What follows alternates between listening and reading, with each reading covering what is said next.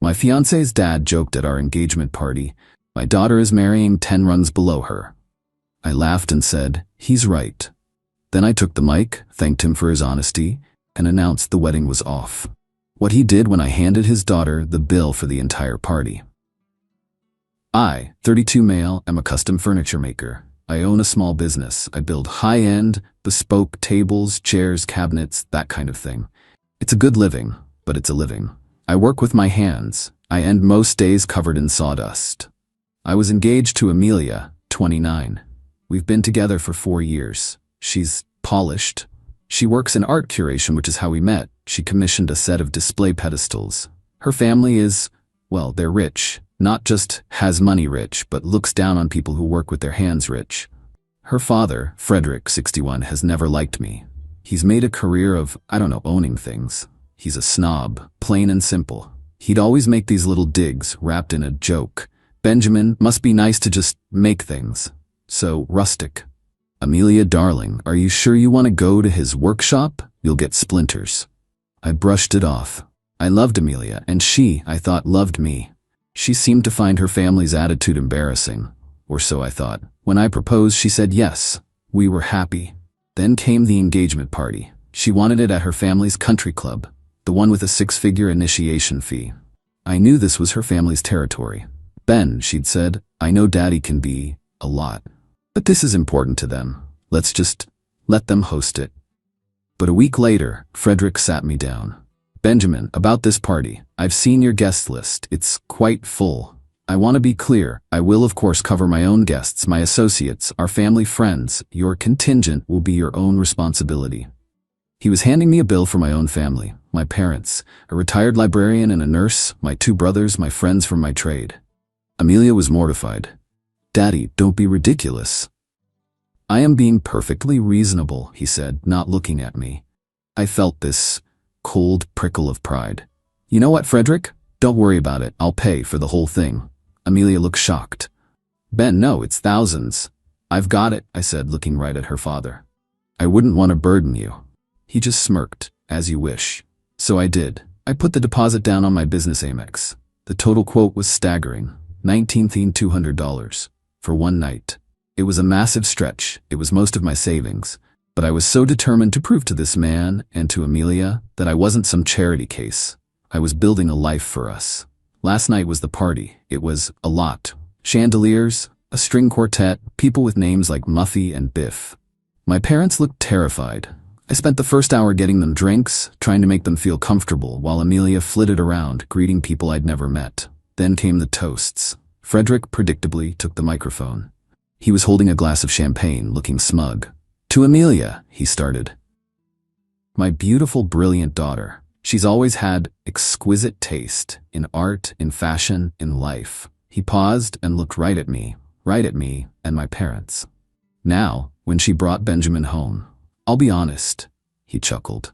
The room chuckled with him. I was concerned. It's not every day your daughter, who has had every advantage, decides to marry. Well, let's be honest. He leaned into the mic. "About 10 rungs below her." The room erupted, not in gasps, in laughter. Loud, braying, rich people laughter. They thought it was the funniest joke in the world. I looked at my mom. Her face was white. My dad was staring at his shoes. And then I looked at Amelia. She was laughing. She had her hand over her mouth, her shoulders shaking, looking at her dad like he was the wittiest man alive. She caught my eye, still giggling, and just shrugged. Like, "What can you do? It's just Daddy." And in that second, everything just stopped. The noise, the music, the hurt, it all just vanished, replaced by this incredibly cold, quiet clarity. I laughed. Just a short, sharp bark. Frederick, surprised, pointed the mic at me. "Ah, he's a good sport. He knows it's true." "He's right," I said, my voice carrying in the sudden quiet. "He's absolutely right." I stood up and walked over to him. He looked confused. I gently took the microphone out of his hand. "Excuse me, everyone," I said. My voice wasn't shaking. It was perfectly level. "Frederick, thank you, genuinely, for your honesty." I looked at Amelia. Her smile was frozen. "You've made me realize that you're 100% correct. Amelia is marrying 10 rungs below her, and she deserves someone on her level. Someone appropriate." The room was dead silent. You could hear the ice melting in the glasses. And I continued, deserve a family that doesn't see me as a punchline. I deserve a partner who doesn't laugh when I'm publicly humiliated. And my parents, I looked over at them. They deserve to be treated with respect, not as your contingent. I turned back to Amelia. Her face was ashen. Amelia? What the? Ben, stop. You're making a scene. No, I said. Your father made a scene. You laughed at it. I'm just ending the show. I held up my glass. So, to Amelia, I wish you the best. The wedding is off. I put the mic down on the table. Amelia was just staring at me. Ben, you can't be serious. This isn't funny. I'm not joking, I said. I walked over to the event coordinator who was standing by the door with her mouth open. I asked her for the final itemized bill. She printed it, her hands shaking. The full amount, $19,200, already charged to my card. I walked back to Amelia. She was starting to cry. Ben, please, let's just go outside and talk. No, I said. I held out the bill. But you should keep this. It was your party with your friends at your club. You and your father can figure it out. She just looked at it. What is this? It's the bill I just paid, I said. Happy engagement. I didn't wait for a reply. I walked over to my parents. Mom, Dad, we're leaving. My dad stood up, put his hand on my shoulder, and we walked out. We left them all there, in the stunned silence with their $19,200 party. My phone started blowing up before we even got to the car. I didn't answer. I just drove. Update 1, it's been a week. I'm writing this from my workshop. It's the only place that feels sane. The fallout. Man, I am not a hero. I'm just a guy who makes tables. And I'm a guy who just spent $19,200 on the most expensive, most humiliating dinner of his life. That's not a win. That's a problem. My phone was a brick for 3 days. Texts, voicemails, from Amelia, from her mom Clara, from her friends, even from Frederick. They all followed a pattern. How could you? You humiliated me in front of everyone. You're an immature, sensitive child. My father was joking. You can't take a joke. You ruined my life, and you need to call the club right now and apologize and tell them that bill is yours. I'm not paying for your little tantrum. Clara, her mom, Benjamin, dear, I think this has all been a terrible misunderstanding. Frederick's sense of humor is an acquired taste. Amelia is simply distraught. Why don't you come over, bring her some flowers, and we can all smooth this over? A single voicemail. Benjamin, you surprised me. You've got some spirit, but you've made your point. You're also, I assume, realizing you've made a $19,200 mistake. Be a man, apologize to my daughter, and I'll consider helping you with, say, 25% of the party cost. As a wedding gift. Ahem. They all think this is a negotiation. They think I'm just posturing. They think I'm going to come crawling back, apologize, and beg them to take me back so I don't have to eat this bill. The entitlement is breathtaking. They truly believe the only problem here is my overreaction. So here's my methodical response. First, I had to deal with Amelia. She didn't just call. She came to my workshop, pounded on the steel door. I opened it. She was standing there, in her designer coat, looking like she was about to spit fire. We need to talk, she snapped. No, we don't, I said. I'm working. You embarrassed me, Ben. You made me look like a fool. You made my father look like a fool. Your father called me 10 rungs beneath you. You laughed. You embarrassed me. You embarrassed my parents. The only difference is I'm not going to marry you over it. Now, you need to leave.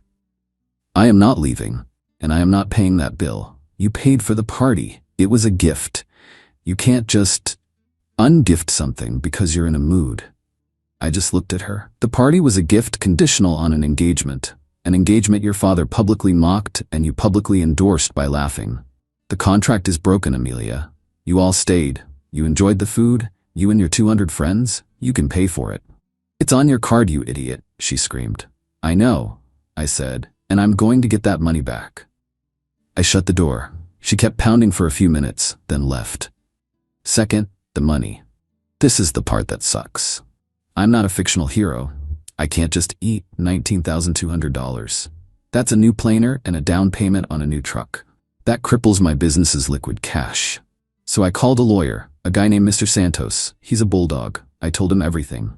The contingent comment, the 10 runs speech, the laughter, Amelia's texts, Frederick's 25% bribe. Santos was quiet for a long time. Then he just said, okay, they're old money. They hate two things: public scandal and losing. We're going to use both. He explained that this isn't a small claims case. The $19,200 is an expense in furtherance of a contract to marry. He said by publicly humiliating me and showing no intent to remedy, i.e. Amelia laughing, they breached the contract, not me. My revenge isn't some grand plot. It's a formal, boring, terrifying demand letter. Mr. Santos drafted it. It was beautiful. It was addressed to both Amelia and Frederick. It laid out the facts. Frederick's public statements, 10 rungs. Amelia's public assent, laughing, failing to defend her partner. My public dissolution of the engagement as a direct result of their actions. A demand for the full reimbursement of all party-related costs, $19 to $200, for which they are jointly and severally liable, as they were the hosts of the event at their private club, and their actions constituted a breach of the agreement. We sent it via certified mail. The response? Silence, for 48 hours. Then I got a call from a very expensive-sounding lawyer, Mr. Sterling. Mr. My last name? I represent the Lassnam family. We are in receipt of your opportunistic letter. Let me be blunt. You will cease and desist all contact. You will not get a dime. You publicly humiliated Miss. And if you pursue this, we will countersue for defamation, intentional infliction of emotional distress, and the full cost of her $15,000 wedding dress and other non-refundable deposits, which you are liable for due to your breach. You are a small man, Mr. My last name. Do not pick a fight with giants. And he hung up. I'm not gonna lie. I felt sick. This is what I was afraid of. They're going to bury me. They're going to ruin me, all because I had the nerve to stand up for myself. I called Santos. He was silent. He threatened you, Santos said. He called you a small man. He's trying to scare you off. It's working, I said. Good, Santos said. Now, we hit them back. What about the ring? I'd almost forgotten.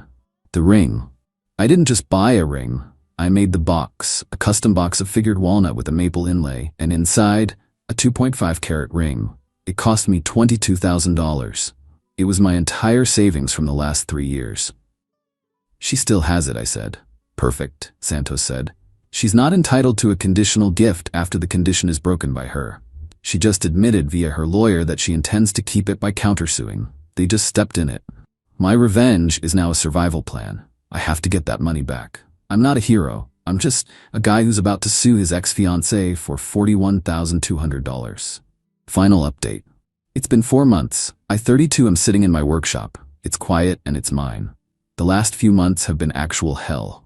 As I feared, the common man versus the machine is a real brutal fight. After their lawyer, Mr. Sterling, threatened to countersue, he and Frederick launched their real attack. It wasn't a social media blast. That's not their style. It was quiet, it was classy, it was devastating. First, my 2 biggest clients, 2 high-end interior design firms, called me. Same script. Ben, we're so sorry, but the client has decided to go in a different direction for the hotel lobby. Ben, the commission for the penthouse is indefinitely on hold. Budgets, you know. Budgets, right? These are people who don't have budgets. I knew Frederick's reach was long. He was on the board of one of those firms. He was choking my business. Slowly, quietly, no fingerprints, just bad luck. I was bleeding money. The $19,200 on my Amex was racking up interest. I was terrified. Amelia, meanwhile, was playing the victim. She did post on social media. Not a blast, but a single, curated, black and white photo of her, looking sad. The caption, sometimes you give your whole heart to someone, and they throw it back at you in front of 200 people. Learning to heal from public humiliation and learning to be strong again. The comments were predictable. You're so brave. He never deserved you. What a monster. This was their pincer movement, paint her as the victim publicly, while strangling me privately. I was on the ropes. I told Mr. Santos everything, the canceled jobs, the whisper campaign. Santos, my bulldog, was furious. That's tortious interference with business, he spat. It's almost impossible to prove, but they're not just defending, they're attacking. They've escalated. So we escalate. We didn't just threaten. We filed a lawsuit in Superior Court. Not small claims. The real deal. The filing listed 3 causes of action: breach of contract to marry, demanding the $19,200 for the party, citing Frederick's public statements and Amelia's assent as the breach. demanding the immediate return of the $22,000 engagement ring, a conditional gift. Tortious interference. This was the big one. We named Frederick personally, alleging he used his board position and influence to maliciously sever my business contracts, causing specific calculable damages. We listed the lost commissions. This was the nuclear option. This wasn't a private letter. This was a public court filing. It's one thing to have your friends whisper. It's another to have your name, Frederick's name, and the 10 rungs, quote, listed in a public legal document. The old money crowd hates public records. It took less than 24 hours. My phone rang. Mr. Sterling. His voice was different. No more small man talk, just cold, tired fury. Mr. My last name. My clients are displeased with this public spectacle. It is unseemly. So is trying to bankrupt me, I said. My clients deny all allegations of tortious interference. Vehemently. However, in the interest of privacy, and to avoid a protracted, messy affair for all involved, they are willing to discuss a global settlement. Global settlement, I repeated. What does that mean? It means we all go away. They will drop their countersuit for the dress and emotional distress. You will drop your baseless interference claim. And the party? And the ring? I asked. A long, heavy sigh. What is your final demand? I looked at Mr. Santos, who was on speakerphone. He nodded. Full reimbursement for the party, $19,200. And the ring is returned. Not the value, the ring. We drop the tort claim. They pay their own legal fees. We pay ours. That, Sterling said, is unacceptable. Fine, I said. Then I guess we're not settling. Mr. Santos, are you free for depositions next month? I'm really looking forward to hearing Frederick explain the 10 rungs joke under oath, and I'll be subpoenaing the records from those design firms. Checkmate. Sterling just said I will advise my client. The settlement meeting was yesterday. In Sterling's high-rise office, just me, Santos, Sterling, Frederick, and Amelia. It was the first time I'd seen them since the party. They looked smaller. The smugness was gone. They just looked angry and tired. We sat at a 20-foot-long mahogany table. Mine are better quality, by the way. His was a veneer. No one spoke. Sterling just pushed the settlement agreement across the table. We signed. He pushed a cashier's check for $19,200 across the table. Then he looked at Amelia. Amelia, the item. Amelia's face was pale. She reached into her $5,000 handbag and pulled out the custom walnut box I made. She slid it across the table.